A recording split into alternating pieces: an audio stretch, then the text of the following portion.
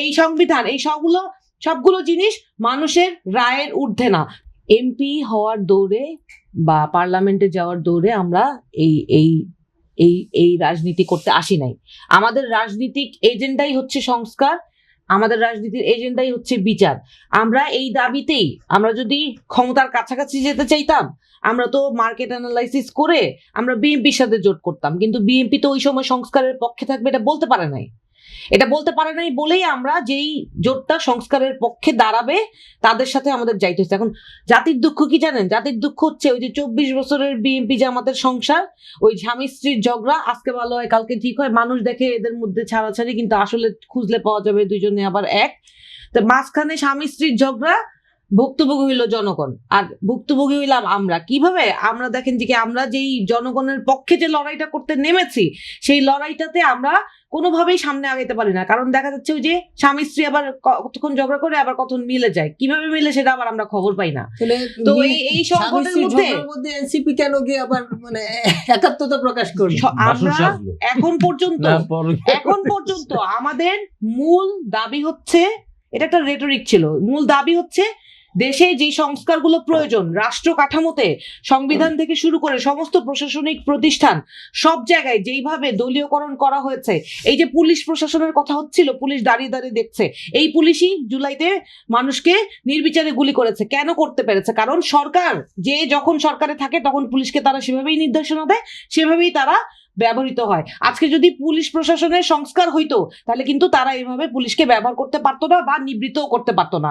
আজকে যদি সমস্ত রাষ্ট্রীয় কাঠামো, হাবিব ভাই বললেন যে দুদক করেছে বিএনপি করেছে বলে কি বিএনপির এটা বাপদাদার সম্পত্তি? ধরেন কেউ যদি বলে সংবিধান অমুক লিখছে, অমুক আমার আত্মীয়, তাহলে এটা কি সংবিধান কি তার বাপদাদার সম্পত্তি? সংবিধান তো বাংলাদেশের।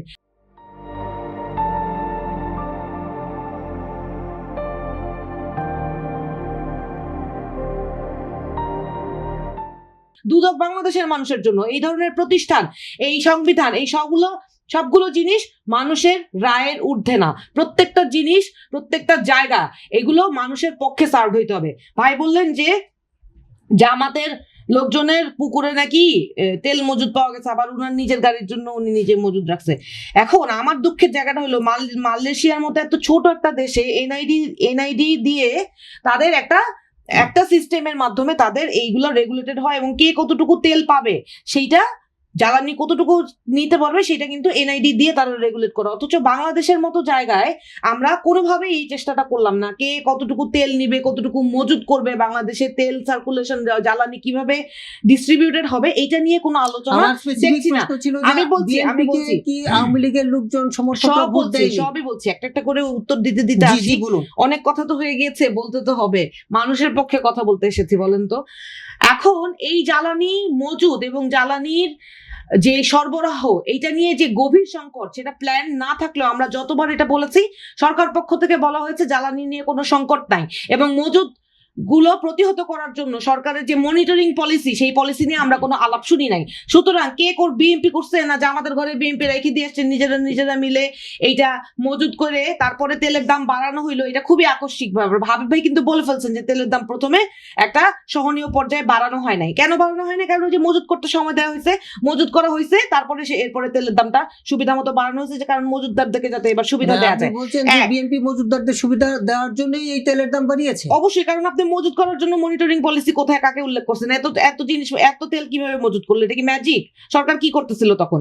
আপনি দেখেন বিনিয়োগ সামিট নিয়ে দুজনেই হাসাহাসি করলেন, অথচ সেই বিডার যে চেয়ারম্যান, উনি কিন্তু এখনো বিডার চেয়ারম্যান আছেন। উনার যোগ্যতা নিয়ে প্রশ্ন করছি না। আমি যেহেতু ইন্টারন্যাশনাল ফাইন্যান্সিং নিয়ে আইনগতভাবে কাজ করি, ফরেন ফাইন্যান্স যারা করে সেই ফাইন্যান্সিয়ারদের আমরা লোকাল লিগাল কাউন্সিল হিসেবে কাজ করে থাকি।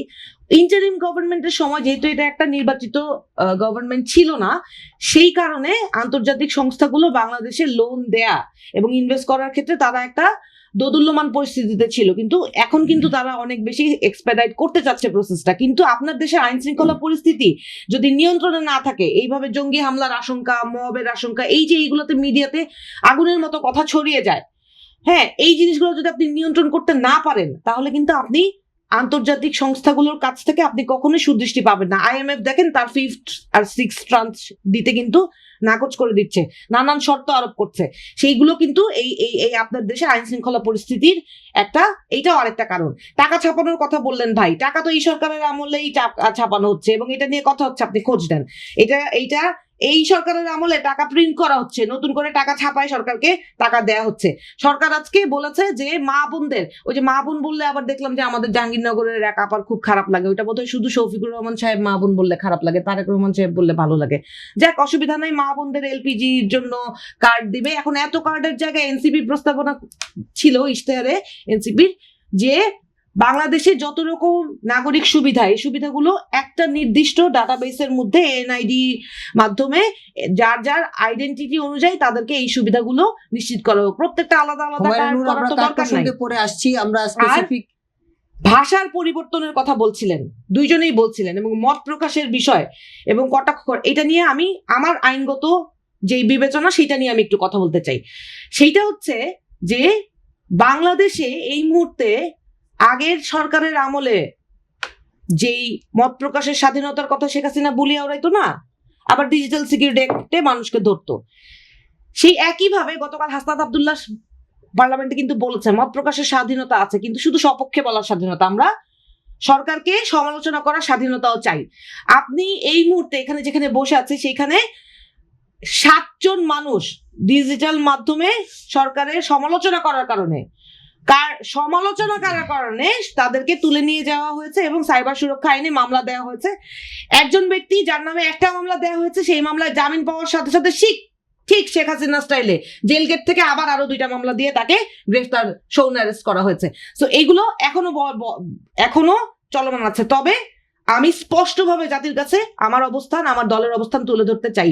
সেইটা হচ্ছে মানুষের মত প্রকাশের স্বাধীনতা থাকবে, আপনি সরকারকে সমালোচনাও করতে পারবেন, তবে আপনার লাইনটা আপনাকে বুঝতে হবে, কতটুকু মত প্রকাশের স্বাধীনতা আর কতটুকু করলে আরেকজনের সম্মানহানি হয়, এইটা আপনাকে অবশ্যই সেই লাইনটা আপনাকে টানতে হবে। কতটুকু করলে মিথ্যা প্রোপাগান্ডা হয়, কতটুকু করলে সত্য হয়, ওইটা আপনাকে বুঝতে হবে। আমি জনাব তারেক রহমানকে তো আমি বলতেও শুনেছি যে উনার নামে কার্টুন প্রকাশ করলেও উনার কোনো আপত্তি নাই, এটা নির্বাচনের আগেই উনি বলেছেন। অথচ কার্টুন প্রকাশ করার কারণে নাসিম সাহেবকে একটা মামলার জায়গায় এখন 3টা মামলা ডিল করতে হচ্ছে, উনার স্বাভাবিক জীবন ব্যাহত হবে কেন? কি অপরাধ ওনার? উনি কি কোনো মিথ্যা কথা বলেছেন? পার্লামেন্টে একটা আলাপ হয়েছে, সেই জিনিসটাই উনি একটা কার্টুন প্রকাশ করেছেন উনার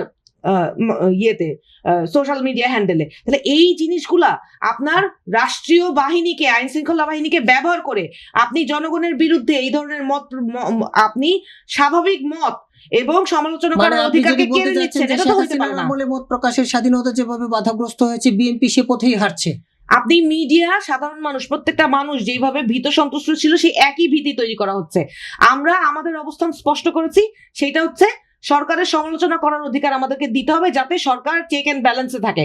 এই যে আজকে গতকালকে দেখলাম যে ডাক ও টেলিযোগাযোগ প্রতিমন্ত্রী বলেছেন যে এই যে সব সুবিধাগুলো একটা কার্ডের আন্ডারে নিয়ে আসার চেষ্টা করা হবে, এই প্রস্তাবনা কিন্তু আমাদের ছিল।